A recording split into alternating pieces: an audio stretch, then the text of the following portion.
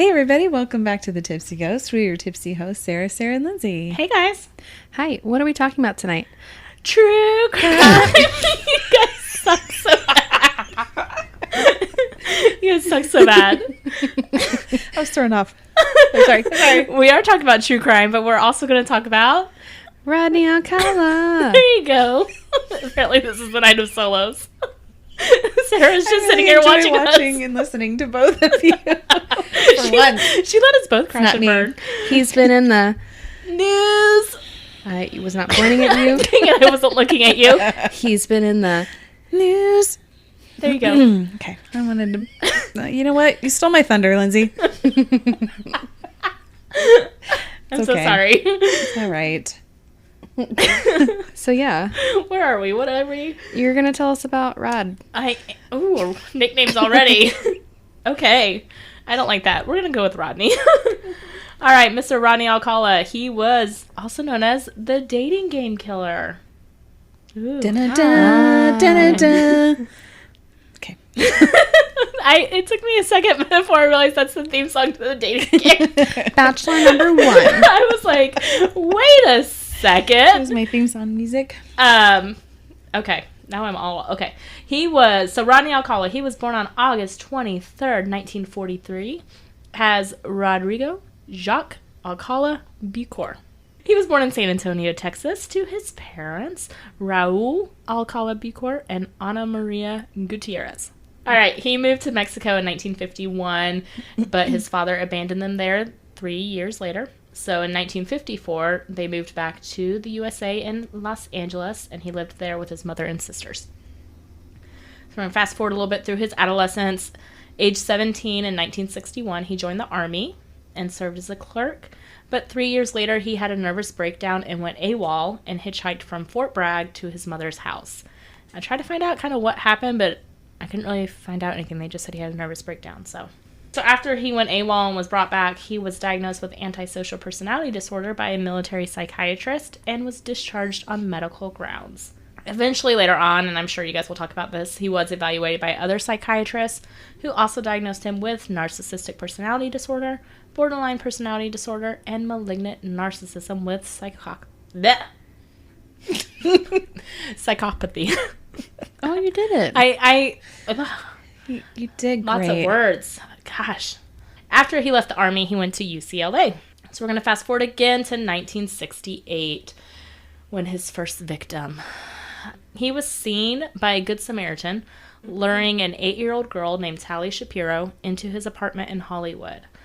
So the Good Samaritan was like, that's unusual, called 911, and police arrived, and she was found alive but had been raped and beaten with a steel bar. Alcala was gone. He left as soon as he heard the police arrive. So that Good Samaritan basically saved this little kid's life because she was near death when they found her. Jeez.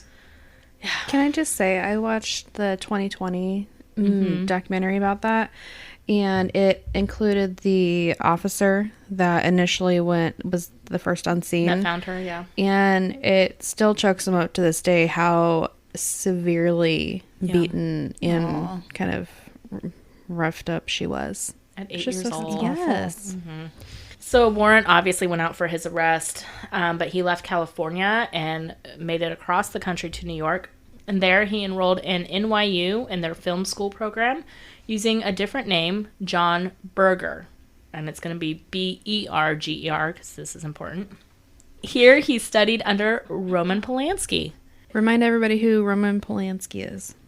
He is a creepy, famous director who groomed young girls and then married them. I don't know how to say it other than he groomed them. He's a sexual predator on young women. Not a good guy. But we didn't know that at the time. Now we do. All right, so FBI, they added Alcala to the 10 most wanted fugitives list in 1971. But again, he's across the country. So in 1971, also around that time, he got a counseling job at a New Hampshire's art camp for children using the name John Berger, spelled like the burger you eat, Burger. So he's working with kids. This is great. Sounds like a bad idea. So many good background checks that went into this. Well, it 10 was most the wanted? 70s. In the 70s, yes. And he's on the FBI's 10 most wanted fugitives list. Yeah. So all you got to do is change your name. And they're like, we don't know him anymore. Right. Where'd he go? Never seen him. To be fair, New York City probably doesn't know about stuff that happened in California. You know? Like even the 70s? I mean, this was 71. 3 years later. So 3 years after it. So it's not like it was like in the media's mind anymore or anything like that. So June 1971, Cornelia Michelle Crilly was a 23-year-old flight attendant, and she was found raped and strangled in her Manhattan apartment. And her murder was unsolved until 2011. So a few months after this, 2 children attending the arts camp saw his photo on the FBI poster at the post office and called the police. More Good Samaritans, because he was arrested and extradited back to California. But at this point, like I said, it's been 3 years. Tally's family had taken her to Mexico, and they refused to return. They refused to allow her to testify at the trial because they thought it was just going to traumatize her again. So because they had no witness, they could not convict him of rape or attempted murder, and instead he was convicted of child molestation and sentenced to 3 years. 3 years. That's it. That's horrible. But he was paroled in 1974 after 17 months. So less than 2 months after his release, he was arrested again for assaulting a 13-year-old girl identified in court records as Julie J. And he had offered her a ride to school, picked her up, and then assaulted her. Jeez. So, again, put back in prison, and he was paroled again after only 2 years. So after his second release, it's now 1977, his parole officer let him travel to New York City to see family, which now they're like, looking back, they're like, why would a parole officer let someone who was a known flight risk, who had already fled and was a repeat offender, like several offenses. He's had 3. But he let him go to New York City. So during this time, cold case investigators now believe that a week after he got to New York City, he killed Ellen Jane Hover, who was 23 years old. She was the daughter of the owner of a Hollywood nightclub and the goddaughter of Dean Martin and Sammy Davis Jr., and her remains were found buried at Rockefeller Estate. So they think that he is connected to that. Here are some other victims, and these are all in 1977 and 1978, so he went on quite the spree. 1977, Antoinette Whitaker found murdered in Washington. 1977 again, Jill Barcombe found murdered in California. 1977 again, Georgia Wickstead, who was found murdered in California. 1977, Pamela Jean Lamson, who was murdered in California. And then 1977 again, Christine Thornton, murdered in Wyoming. And the last one here in this time frame, 1978, Joyce Gaunt, who was murdered in Washington. He was murdered in Washington. He was suspected of murdering her. Okay, so 1978, after, all of his crime spree here, he's working at the LA Times. He's back in LA. He's working as a typesetter, and he was interviewed, this is just a fun fact, by members of the Hillside Strangler Task Force, because they were going around while trying to find the Hillside Strangler and interviewing all known sex offenders, which Alcala was. He was ruled out as the Hillside Strangler, but was arrested and served another brief sentence for marijuana possession. So during this time, he also was pretending to be a professional fashion photographer and would photograph hundreds of young women and men for his, I'm going to put it in quotations, portfolio. Right. His own personal Yeah, there was no portfolio. portfolio. And we've talked about this before. In the 70s, if someone asks you to pose for a picture, you say no. Except for me. Except for you. You would be like, but also, what's my good side? Okay, tell me where. Okay, I'm there. And Sadly, that's how yes. Sarah got murdered. I will not survive. So a woman who was photographed in 1979 was quoted later as saying, quote, "He said he was a professional, so in my mind, I was being a model for him." She was also quoted as saying that the portfolio had, quote, "spread after spread of naked teenage boys," end quote.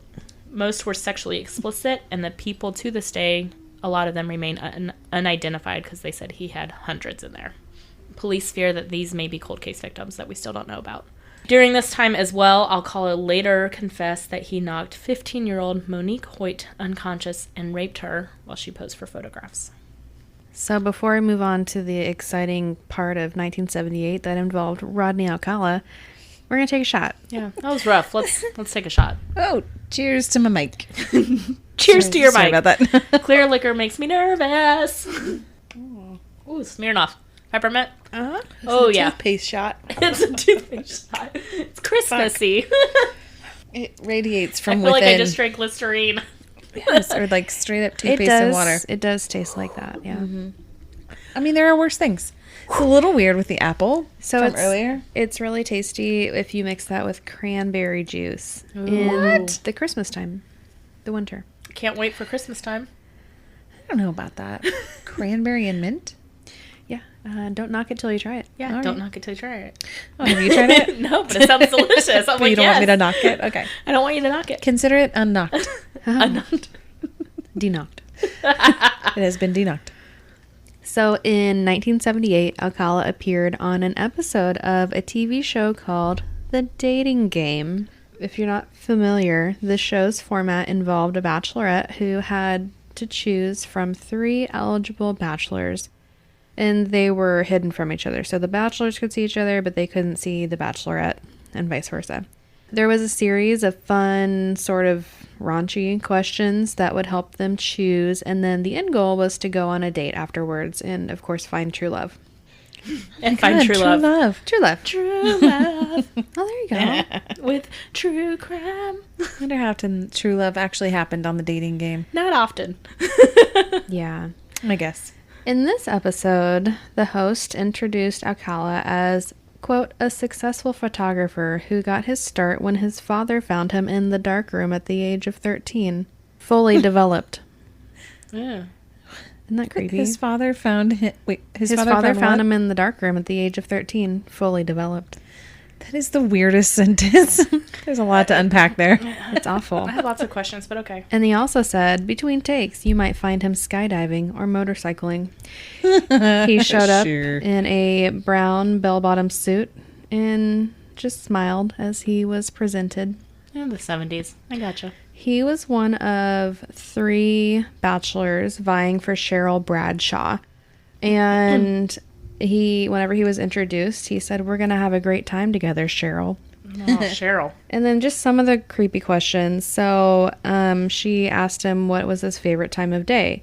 And he said that he preferred night because that's the only time there is. Nighttime is when it gets really good. Oh. And then she asks, "I'm serving you for dinner. What are you called and what do you look like?" And he says, "I'm called the banana and I look really good." What?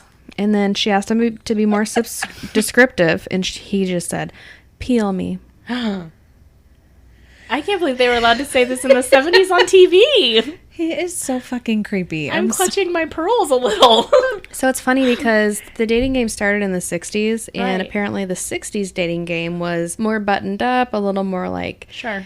you know, not as raunchy. But then the 70s was just a different time in the world. It was. Yeah, all, you know, sex, You know, I feel like sex he was- drugs, and rock and roll. He was trying to be like kind of funny and sexy, but it really just came off as Creepy. creepy. Well, but here's the thing. In the moment, everybody loved him because ultimately Cheryl picked him. And then they were officially introduced and the mood changed. So when they met backstage, he offered her a date that she'd, quote, never forget. But she would later say that she started to feel ill and that he was acting really creepy. So she would turn down his offer in hopes that she would just never see him again. And she called one of the producers the next day and said like she couldn't go out with him because she got a really weird vibe.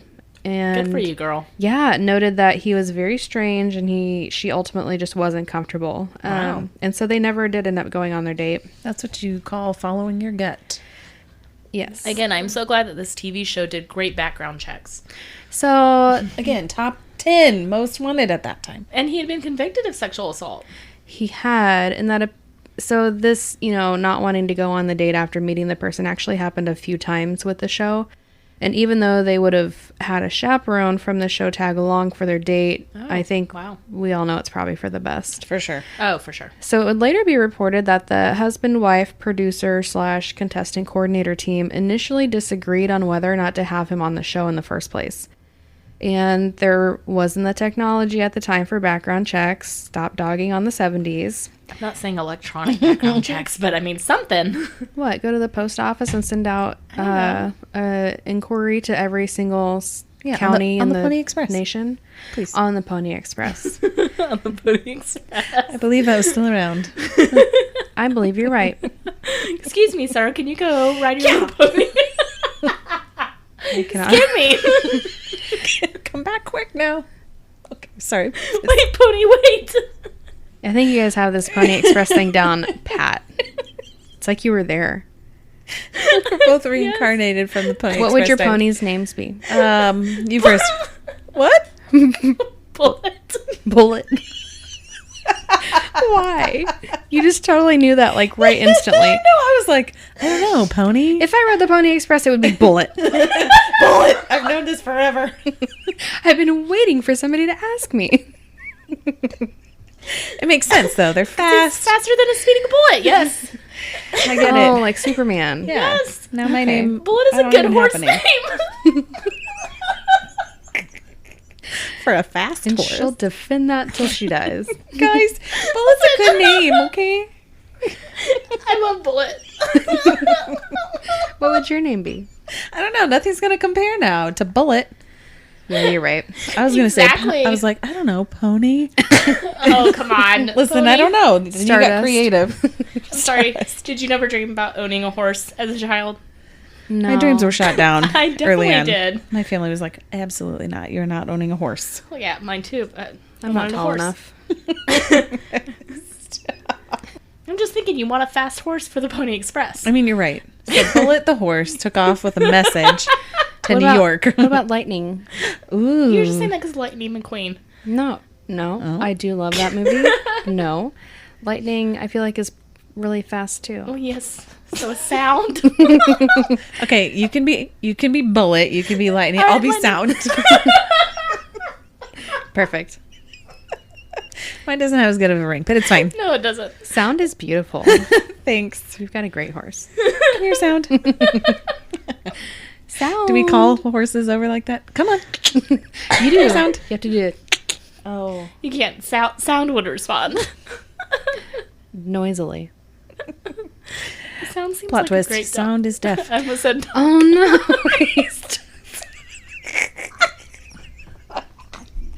Well, Thunder's afraid of, or Lightning. You guys both suck at this game. Lightning's afraid of thunder. Obviously. And, You should have named your horse Thunder because lightning comes after thunder. But, Ka-chow. Thank you. yeah, well, you know, Sound, not witty enough. sound is deaf. Nobody ever saw that one coming. I am crying. Your poor horse. Was it a childhood accident? I adopted childhood. him at a young age. Nobody wanted him. You got him for a discount. That's why he's on the Pony Express. He's got You're still important, Sound. It's okay. We still You love have you. to sign that to him. You can't just say it. Yeah. Gotta get in his eyes. Poor Sound.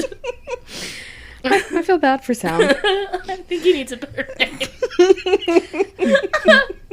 Sound is loved. Sound of Silence. That's his competition name. Sound of Silence. That's a great name. Yeah, he's deaf, so it's fine. It's tough. Okay, where are we? Pony Express. Background checks. No background checks Okay, yeah. in the 70s. That was a very long tangent. So Ellen, the contestant coordinator, thought that he was attractive and that all of the women were just going to love him. But her husband actually felt that something was off about him. You know who else was attractive? Ted Bundy. That's how they get you. But also, You know who's more attractive? Zac Efron as Ted Bundy. Yes, Zac Efron as Ted Bundy was attractive, and I felt Definitely. weird feeling that way. Even though that's how I was supposed to feel. Just a natural thing, Lindsay. Everybody talks about how attractive Ted Bundy was, so he accomplished the job. You and Ted Bundy could have ridden off in the sunset on Bullet. I don't think Ted Bundy would have ridden off with anyone. That's kind of the point of Ted Bundy. Well, you know. So anyway, her husband late. felt that something was off and he had a strange personality. But regardless, I'm sure that Alcala didn't take this rejection well. And in the same year that he was on the dating game, he killed at least 2 other women. One was Jill Parental, and she was a 21-year-old computer program key punch operator. And don't ask me what that is, because I don't know. Key punch operator, like people who punch in and out when they clock in and out? I don't know. Computer, I don't know. Again, I'm not going to ask because I don't know. Thank you. I was guessing. So she was killed on June 14th by an intruder who broke into her Burbank apartment by jimmying the window. Her nude body was found on the bedroom floor, propped up by pillows. Charlotte Lamb was a legal secretary from Santa Monica who was killed at the age of 32, and her naked body was found on June 24th in the laundry room of a large apartment complex in El Segundo. She had been sexually assaulted and strangled with a shoelace. Ugh. And then, on June 20th of 1979, so we're in the next year, 12-year-old Robin Samso was at the beach with a friend when they were approached by a strange man, Alcala, asking if they'd want to do a photo shoot. They politely declined, and the girls went back to the friend's house, and then Robin had to hurry off to ballet. She took her friend's bike to help her get there quicker, but she never ended up making it, and her badly decomposing body was found 12 days later in the foothills nearby. Aww. The friend she was with that day on the beach was asked to help with a sketch of the man, and Alcala's parole officer actually recognized him. And that's when he was arrested at his parents' house on July 24th of 1979. So during a search of the house, investigators found a receipt for a storage locker in Seattle, of all places. And there, they found tons of trophies, including earrings belonging to Robin. In 1980, he was tried, convicted, and sentenced to death for the Robin Samso murder. But it was overturned by the California Supreme Court because the county trial judge had allowed the jury to hear about the Tally Shapiro case and Alcala's other rape and kidnapping convictions. So they thought that it Right. Cases he'd already been tried for and sentenced for. Yeah, and it was kind of clouding their judgment of him, even though it was accurate. So in 1986, he was convicted for a second time and again sentenced to death, but it was overthrown in the Court of Appeals, this time because a witness was not allowed to support Alcala's contention that the park ranger who found Samso's body had been, quote, hypnotized by police investigators. Okay, I am going to start us on the third trial, which started in 2003. Prosecutors entered a motion to join the Samso charges with those of the 4 newly discovered victims. So he's going to combine everything all together. Alcala's attorneys contested it, of course, and one of them said, quote, if you're a juror and you hear one murder case, you may be able to have reasonable doubt, but it's very hard to say you have reasonable doubt on all 5. Especially when 4 of the 5 aren't alleged by eyewitnesses, but are proven by DNA matches. I'm just going to tell you those 2 shots are really making this hard to read. You're doing great. I love it when DNA comes through. Wowzer. Here we are, 2000s. Get it, DNA. That's what she said. I love it when DNA comes through. Okay, got it. Okay. I got it. Okay, Let's go back to talking about our horse names. Bullet! Come here, Bullet! Silent. Silent. Oh, sound. Oh my gosh, you guys suck at horse names. The Sound of Silence. Okay, that's his show name. Yours is Lightning. Lightning and Thunder. I was calling her horse over. Yeah, Call him Silent. Silent. Silent is offended. Gosh. You don't even know Sound of Silence, okay? I know. I can't believe you named your horse Sound. Nobody wanted him. Well, he's a deaf horse He for was the a Pony stray Express. deaf horse. You made him that way, listen. I made him deaf. Yes. You are heartless. It came like that to me. Okay, third trial. All right. I just read that long quote beautifully. You did a great job. Okay, but in 2006, the California Supreme Court ruled in the prosecution's favor, and in February of 2010, Alcala was on trial for the 5 joined charges. This time, though, he decided to do something a little different, something that almost never works out in a person's favor. Uh-oh. What did he do? He decided to act as his own attorney. Interesting, because Bundy did this too. That's what narcissists do. Yeah. I would never. No, you would Absolutely never not. be able to. That was really insulting. No, I would never be able to either. I could try. No, Now she's going to. Okay, Try me. you do that. You're gonna try yourself. Oh gosh. Even if I was innocent, I would trip myself up and I'd be like, "Wait a second, what did I say?" Well, he took the stand in his own defense. And So he asked himself questions and for then 5 hours, he acted out as both the interrogator and the witness. Oh my gosh. And he would ask himself questions. And yes, he also addressed himself as Mr. Alcala. And they let him do this. So he said, Mr. Alcala, No, where he were actually you said on it in the a slightly night- deeper voice. Shut Mr. up. Alcala. That's what they said. Mr. Alcala, where were you Yes. on the night of tonight? And then he would answer, I was Yes. at this place. Oh, Right. So it's not really me. It's somebody else. Can't you tell? wow. It's a voice change. Honestly, that would have fooled me. Just close your eyes. She's juror number 5 and she's like, Who was talking? innocent, done. I don't know. It's a lawyer. Is that a ghost? Lightning. Something Silent just strode sound, through here. Sound. Oh my gosh, she really doesn't care about your horse. I feel hurt. It's his, I'm using his formal last name. Okay. It's formal. Mr. Silent. Silence. Sing Sound more of silence. silence. No, it's sound of silence. He's a competitor, okay? Hello, silence, Yes. my old friend. You can sing that to him, but he won't hear it. I will sign it beautifully. Tap it on his back. In the beats. I'm like, Did you just say Braille? Oh my gosh.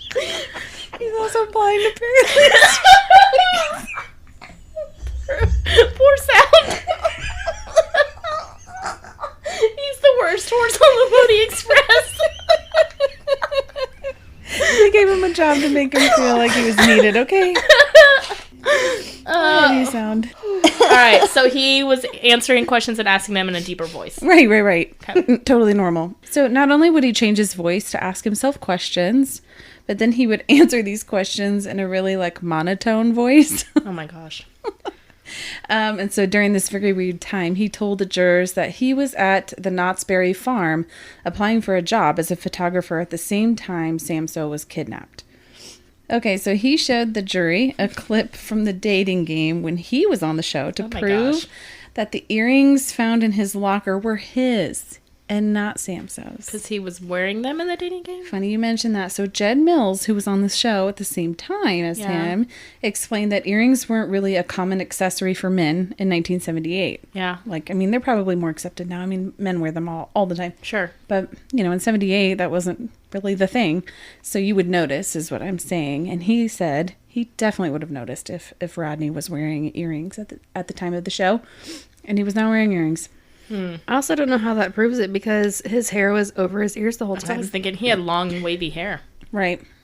Maybe he was like slow mowing. Like, flipped the hair back and you just see the earring. You're like, there it is. There's the earlobe. You can't see it that's far away. And I know it's really grainy, but like, trust me. Can you see the earring in that earlobe? Just trust me, there's no earring there. He really didn't make any attempts to dispute the 4 other charges, which is interesting. Just said that he couldn't remember killing any of these women. Oh, okay. That is a great works. defense. During his closing argument, he played a song called Alice's Restaurant. He played a song during his closing argument? He did, yeah. Okay. Yes. Remember the guy from Florida, the Scream guy? He sang a song during his trial. yes, too. yes. I don't know why it made me think of that. Yeah, I thought it was weird. He played a song called Alice's Restaurant. And during this song, a person tells a psychiatrist that they want to kill. Why would he play that song? Girl, he's a weirdo. He is weird. So he won, right? In less than 2 days, the jury Define winning. convicted him on all 5 counts of first-degree murder. We won. The people won. Yeah, I don't think it was even close. But during the penalty phase, there was a surprise witness. It was, do you guys say Tally? Because I have a friend named Tolly, so that's why I get confused. So, I said Tally Shapiro. and I think you did too. So it was Tally Shapiro, Alcala's first known victim. She came back. She showed up. Rodney's psychiatrist appeared as the only defense witness and testified that Rodney's borderline personality disorder could explain why he had no memory of committing the murders. But keep in mind, he was a paid psychiatrist from him. So, and I mean, I don't know how that would explain every single thing, but I mean, even a paid psychiatrist wouldn't lie on the stand, though. maybe. To be fair. Maybe. They shouldn't. I will say should not. They shouldn't. But it wasn't like an expert No. in the field. And that's a weak defense too, to say, yeah, it could. Yeah, this excuses everything. Yeah. There are a lot of people with borderline personality that don't kill other people and just have no memory of it. So. Right. In March of 2010, Rodney was sentenced to death for a third time. And at the same time, the Huntington Beach, California, and New York City police departments released 120 of his photographs and asked the public for help in identifying anyone that they could from the pictures. The pictures were mostly of women and children, and even though they released 120 of them, 900 additional pictures couldn't be released because they were too sexually explicit. 900. I know. That's a lot. That's a lot of people that he photographed. And a lot of people that probably weren't identified. Right. So after the photos were released, police said that 21 women had come forward to identify themselves, and at least 6 families said that they believed they recognized loved ones who appeared or disappeared years ago and were never found. Nothing officially connected, though, to a missing person case until 2013, when a family member recognized the photo of Christine Thornton. So this is where I'm going to kind of touch on things that you guys have already mentioned, but maybe tie things up Tie 'em back a little in, bit. yeah. So Christine Thornton, whose body was found in Wyoming in 1982, and these pictures are still online, and they continue to ask the public for help. So if anybody wants to go look at these people, then if you feel like you might know them, go for it. Some more of the additional charges. We can start in New York. In January 2011, a Manhattan grand jury indicted him for the murders of Cornelia Crilly and Ellen Hover. And in June of 2012, he was extradited to New York. But in December 2012, he pled guilty, but said that he wanted to go back to California to appeal his cases there. But in January 2013, a judge sentenced him to an additional 25 years to life for those two. Jeez. You might have said, was this through DNA or was it just through family identifying them through the photographs? Family. Okay. The next one is in Washington. In 2010, he was named as a person of interest in the unsolved murders of Antoinette Whitaker and Joyce Gaunt. He rented the Seattle area storage locker, like you mentioned, Boydston, where investigators found jewelry that you talked about, but they also found jewelry that belonged to those two girls, Antoinette and Joyce. So the next one is in San Francisco. In March of 2011, prosecutors announced that they were confident that he was responsible for the murder of Pamela Jean Lamson, who disappeared after making a trip to Fisherman's Wharf to meet a man who offered to photograph her. Sounds just like him. Unfortunately, her body was found near a hiking trail, but there was no fingerprints or DNA, so charges were never filed on that one. In Wyoming, in September of 2016, he was charged with the murder of Christine Ruth Thornton, who disappeared in 1977. And in 2013, a relative recognized her from the photos that were made public. He admitted to taking this photo, but not killing the women. Right. Okay, I took the pictures, but it wasn't me. Who was approximately 6 months pregnant at the time that she was killed. Oh, gosh. Rodney Alcala died July 24th, 2021, so very recently, and that's why he's in the news again. He died at 1:43 a.m. Of natural causes in a hospital near Corcoran, California. He was 77 years old. I tried to look up and see what was going on, but really, they didn't say too much about his causes of death. I did see that he wasn't able to make some other court appearances, though, prior to that because of his health. So was on death row, but never made it. Nope. I mean, he died there, but yeah, was not killed by them. There have been a few short segments about him and a movie on Investigation Discovery. You talked about the 2020 episode. More recently, however, though, Netflix announced that there will be a biographical film called Rodney and Cheryl, which depicts his appearance on the dating game during the middle of his killing spree. I'm excited to see that. I saw that too. Yeah, Anna Kendrick. Kendrick is going to be Cheryl. Yeah, so there you go. Have you guys listened to the podcast about him? The No, dating game it's killer? on my to listen Is to. is it the Wondery one? Yes. Yeah, I started it, but it's a 6-part series, and I didn't It have is. time for that. It's a 6-part series. It's very good. Very well done. I love listening to their podcasts. Wondery is amazing. They do Yeah. very good podcasts, yeah. We listened to it on a road trip. I forget where we were going. I don't know. But me and my husband listened to the whole thing. It was Yeah. very well done. Very good. Oh yeah, So I highly recommend. You've listened to their other stuff too? I've listened to a couple, yeah. Yeah. I started watching Dr. Death on Peacock. I might get Peacock just to watch that. I don't have It's Peacock. actually very good. Did you ever catch the Investigation Discovery movie of the dating game killer? I tried to look it up, but I couldn't find it. Yeah, so it used to be on Prime, and I had watched it, I think last year sometime, and it was more like a reenactment of not necessarily his crimes, but like his situations leading up to the crimes, Okay. kind of in like a movie format. Yeah. And it's pretty interesting. Yeah. It didn't get good reviews, but I liked it. I love Yeah. anything on Investigation Discovery, I honestly. do too. I was a little bit sad because I wanted to watch some stuff before tonight's episode, but it was kind of hard to find some stuff. But I mean, if you think about it, most of his cases are like suspected of and kind of pre-DNA evidence, so it's really hard to nail Right. things down, which is kind of sad in a way because not a lot of closure for those people. Right. and They their suspected families. he killed like at least 100 just because of Yeah. those photos. Well, it just makes you think like a lot of his victims were found in kind of secluded areas. So I feel like there's just so many more bodies out there that just haven't been discovered or that didn't have enough identifiers to connect them to the pictures or any family. So it's just sad. So that's Rodney, and What is Rodney? he's gone now. Rod, as we he's- like to call him. He's gone now. What was your segue? Don't ask me to speak at your funeral. Oh, that was Lindsay. She's gone now. Well, see you later. Big gulp, eh? Yep. I gotcha.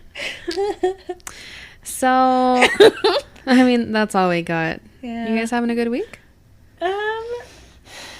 Lindsay Yeah. said, That was a said big she was sigh. emotional I this am week. emotional this week. My kids are going to kindergarten. Oh, I'm is a very big emotional. week. It is, and I don't know. I don't know. My kids are twins, and so they are both leaving me at the same time. I'm losing both of my kids, and I'm just like, You're not losing them I'm losing them. They're leaving me. for 8 hours a day, and then they're coming right back every day. I'm also just like emotional about like I wanted them separated because they're so dependent upon the other, but I'm also very sad that they're being separated Sure. because they are just peas in a pod, and I'm sad that they're going to be separated. so you did ask for him to be in separate classes? Yeah. Yeah. But think of all the fun adventures and new friends that they're gonna. I know that Go they'll on. do good and they'll be good. My son hasn't really talked about it. I don't think it's hit him, but my daughter was crying the other day because she's like, I don't want to get older. Mom, you want me to stay little, right? And I I'm feel just like she's probably feeding off of you. Yes, and I'm crying and she's crying. My husband just looks at the two of us. He's like, get it together. Like, I can't. Like, I yes, was, I like, want you to stay little. Shoving them out the door. Like, bye. Have a great time. I mean, I will be happy that they are going because Yeah. I was like, I will have so much time to do stuff on my days off, but I'm sad. So much room for activities. So much room for activities. I know. Well, I'm excited for them. I can't wait to see their back to school pictures. They're going to have a blast. They're going to have so much fun, and I know that. All right, guys. Well, thanks so much for tuning in to our group true crime episode. You can always find us at thetipsyghost.com and our socials from there, or send us an email to thetipsyghost@gmail.com.